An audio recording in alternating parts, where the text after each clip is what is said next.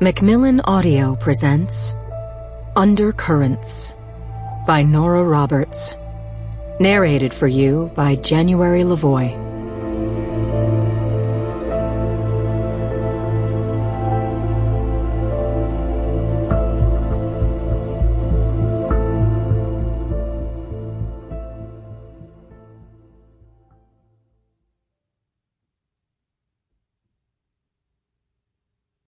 To the Greenbrier girls, Joanne, workout companion; Kat, my sweet, sweet baby mama; Laura, the handler of everything; Mary, shopping pal; Sarah, spirit magnet.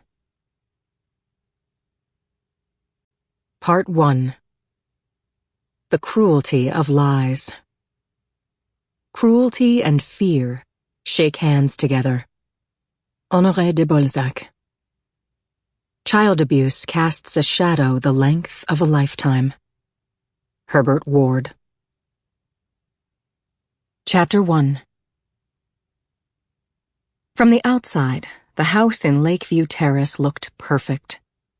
The dignified 3 stories of pale brown brick boasted wide expanses of glass to open it to the view of Reflection Lake and the Blue Ridge Mountains. 2 faux turrets capped in copper added a European charm and that quiet whisper of wealth.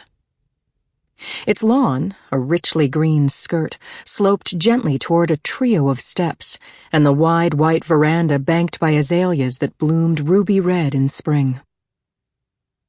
In the rear, a generous covered patio offered outdoor living space with a summer kitchen and those lovely lake views.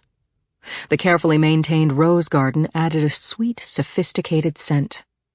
In season, a 42-foot sailing yacht floated serenely at the private dock.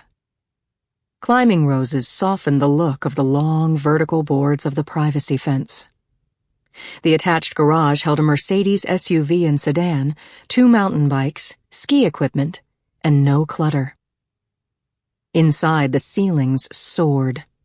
Both the formal living room and the great room offered fireplaces framed in the same golden brown brick as the exterior.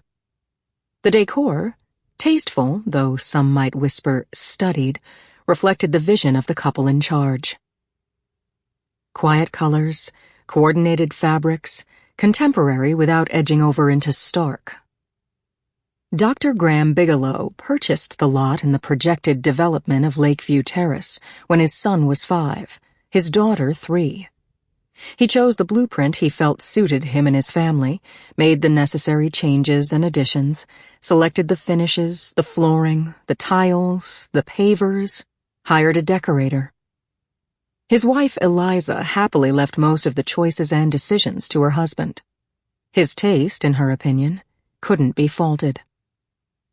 If and when she had an idea or suggestion, he would listen. If most often he pointed out why such an idea or suggestion wouldn't suit, he did occasionally include her input.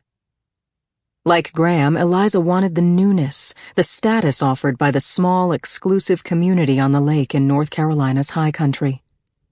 She'd been born and raised in status, but the old sort, the sort she saw as creaky and boring. Like the house she'd grown up in across the lake.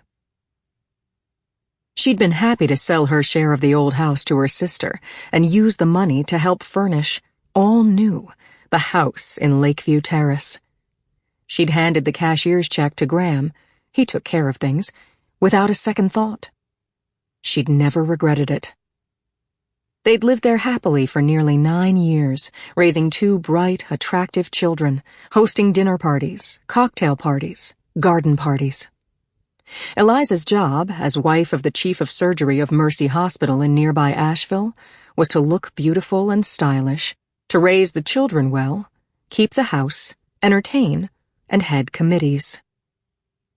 As she had a housekeeper/cook 3 times a week, a weekly groundskeeper, and a sister who was more than happy to take the children if she and Graham needed an evening out or a little getaway, she had plenty of time to focus on her looks and wardrobe.